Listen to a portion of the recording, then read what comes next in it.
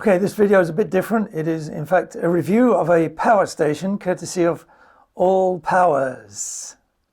And should say with transparency, they've sent us this power station to keep in return for doing a review. And they have also sent a code, which you will find in the description below, which will work for all products on their website, and it will be a 10% discount for you if you choose to buy something from them using that code. We can sign up to we haven't done it yet, we can sign up to be an affiliate of theirs, and then we would get a little commission as well. So everybody is a winner. They get to sell one, you save 10%, and we get a tiny bit of money.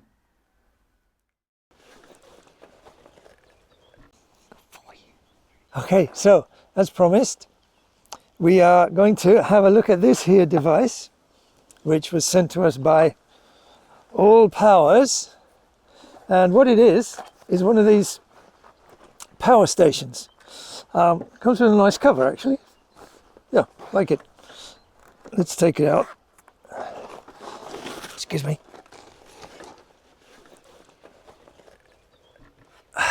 There we go.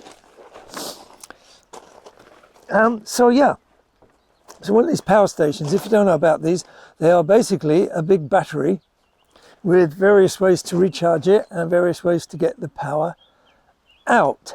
So what's in this box? It's I just want to say, looking at the website, it looks kind of really big and monolithic, but actually in person it's quite a small, neat device. It weighs 14 kilos, by the way, so not bad at all. Now, what's in this box? It's mostly battery, rechargeable battery, and there's also an inverter, and there's a solar controller, an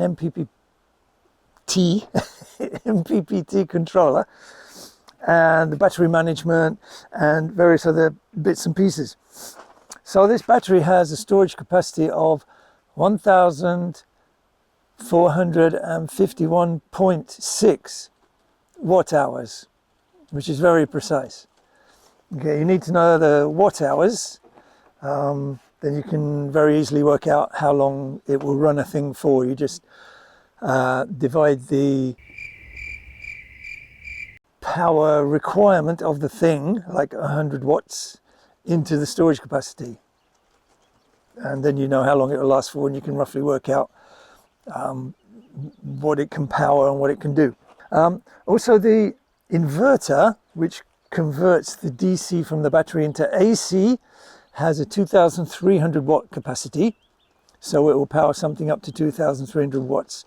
But it also has a 4,000 watt surge, because a lot of devices have a sort of spike in demand when you first switch them on. So 4,000 watt surge, 2,300 watt capacity. There's very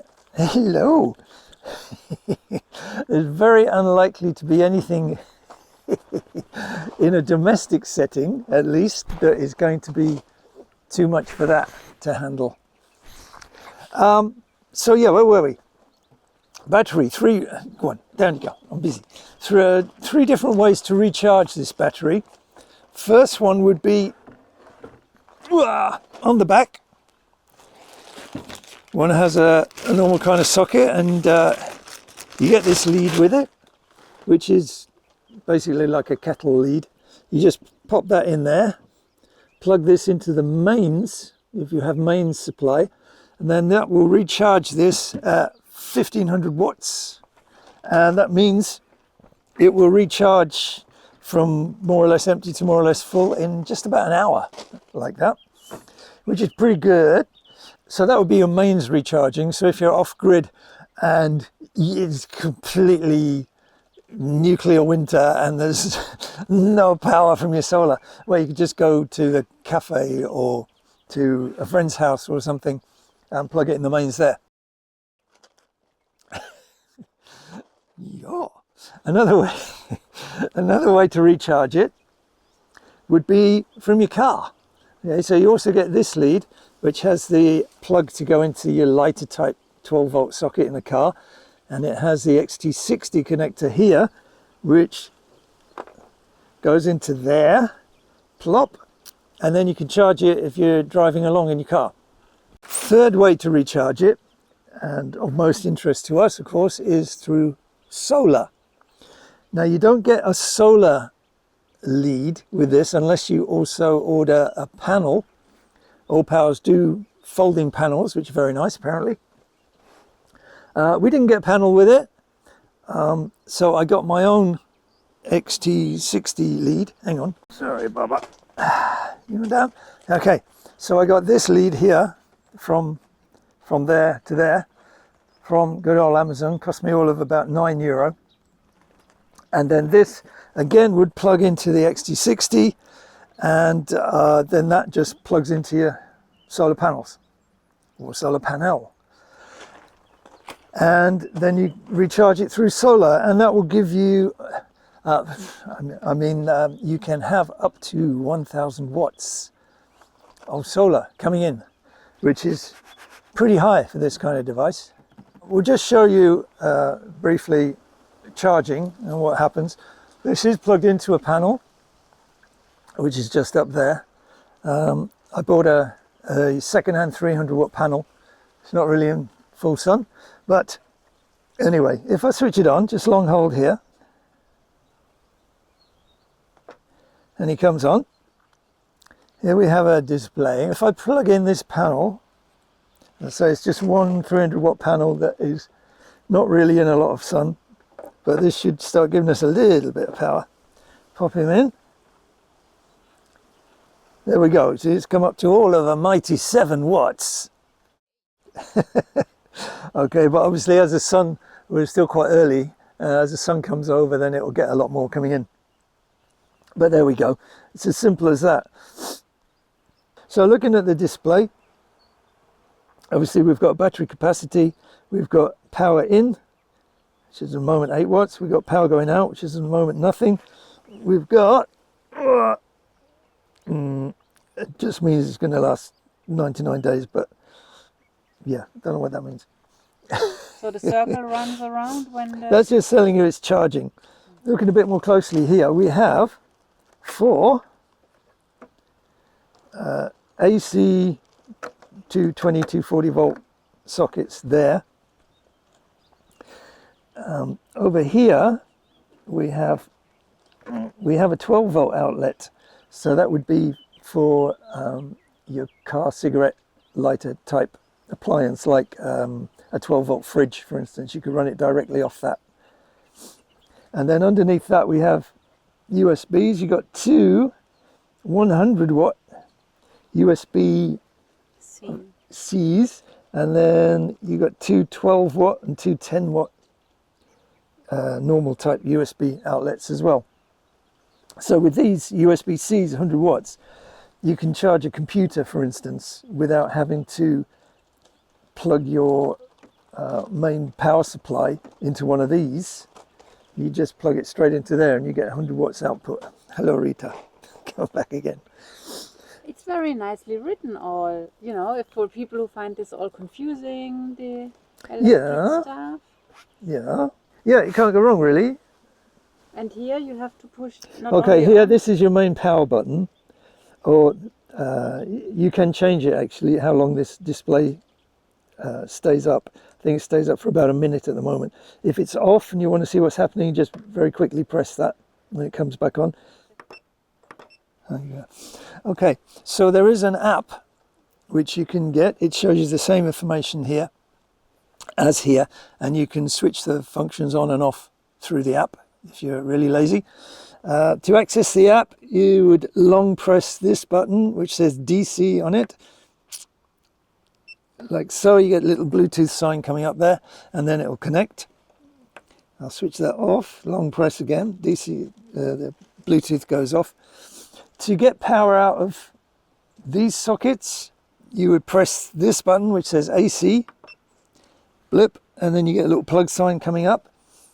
To switch on this section, the 12 volt and the USB section, press the DC button, blip, and then you get these 2 little signs coming up.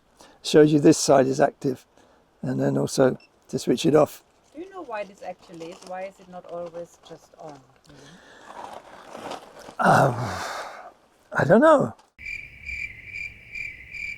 Well, no, I tell you what, one thing is, certainly for the AC, is that if you have that on, then that means the inverter is active, which is actually taking a bit of power. So if you weren't using the AC sockets, there's no need to have the inverter running and soaking up a bit of power from the battery unnecessarily.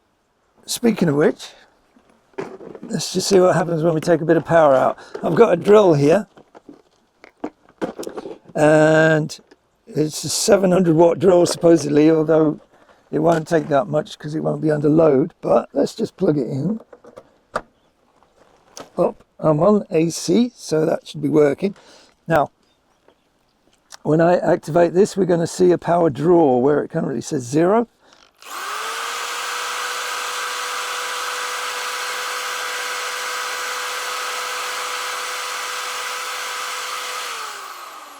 Okay, so that went up to about 270 watts.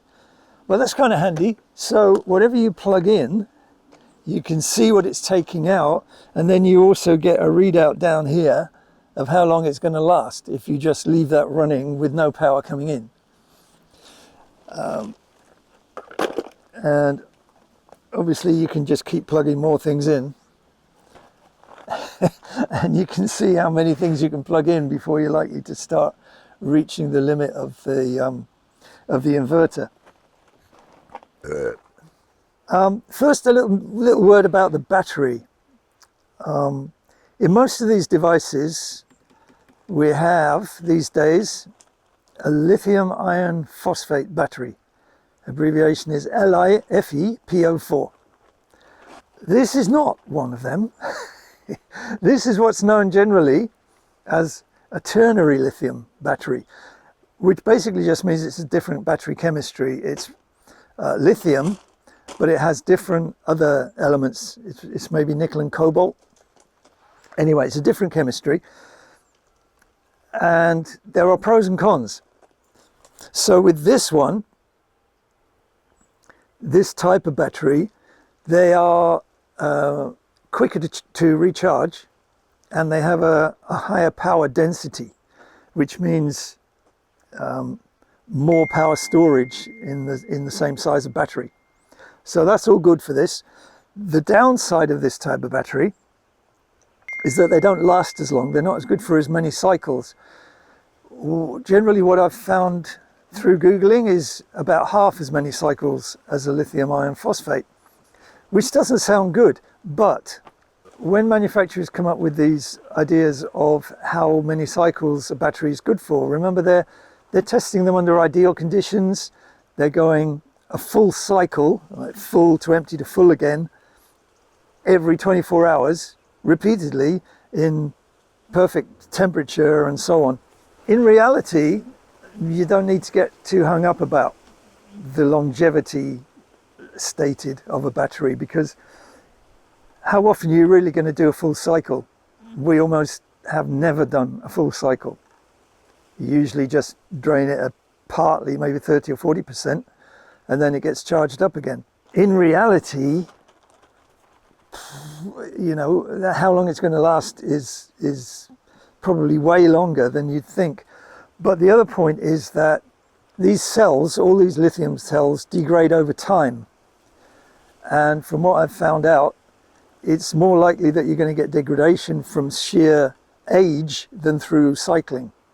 So I've got no worries about this in terms of longevity, put it that way. Another supposed drawback is that they're not as safe, slightly more likely to thermal runaway, but you really have to be pushing it, like really massively rapid charging to risk anything like that. A lot of these batteries are still found in mobile phones, cars, stuff like that, so it's not like they're safe. They're just a bit different. And in fact, ALLPOWERS do a different range of power stations with an R prefix. This is the S2000 Pro, by the way. They do a range with an R prefix, which do have the lithium iron phosphate, if you preferred that. Okay, enough said about that. Okay, so Next question, who are these things for? What is their purpose? I think originally the idea was that you make a power station, a battery, and ways to charge it and take the power out of it, which is very portable, which this certainly is.